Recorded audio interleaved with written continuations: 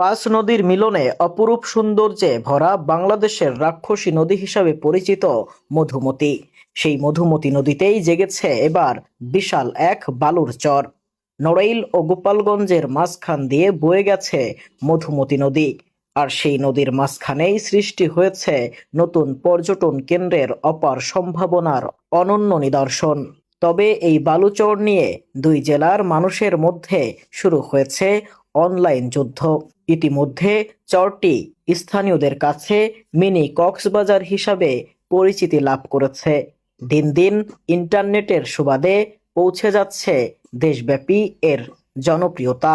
তবে এই বালুচর নিয়ে দুই জেলার মানুষের মধ্যে শুরু হয়েছে অনলাইন যুদ্ধ। কেউ দাবি করছে এটা কেবলই নড়াইলের, আবার কেউ দাবি করছে এটা শুধুমাত্র গোপালগঞ্জের। তবে এক অনুসন্ধানে দেখা গেছে গোপালগঞ্জ সদর উপজেলার অন্তর্গত জালালাবাদ ইউনিয়নের মাটলা এলাকায় এবং নড়াইলের লোহাগড়া উপজেলার ইতনা ইউনিয়নের চরপাংখাচর এলাকার মাঝখান দিয়ে বয়ে গেছে মধুমতি নদী। বলা যায় দুই জেলার সংযোগ স্থলেই মধুমতি নদীর প্রবেশ।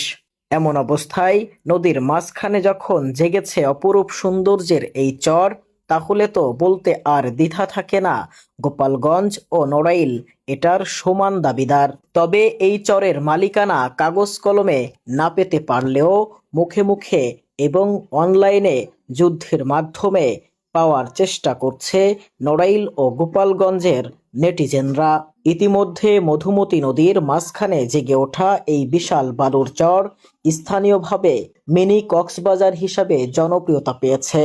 গোপালগঞ্জ ও নড়াইল জেলার সীমান্তবর্তী এই স্থানে প্রতিদিন প্রায় 7 থেকে 10,000 পর্যটক ভিড় করছেন।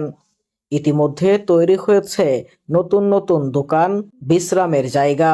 গোপালগঞ্জ ও নড়াইলের নদী ভাঙন কবলিত এই এলাকায় এই চরের শান্ত পরিবেশ ও প্রাকৃতিক সৌন্দর্য নতুন পর্যটন কেন্দ্র হিসাবে গড়ে উঠেছে।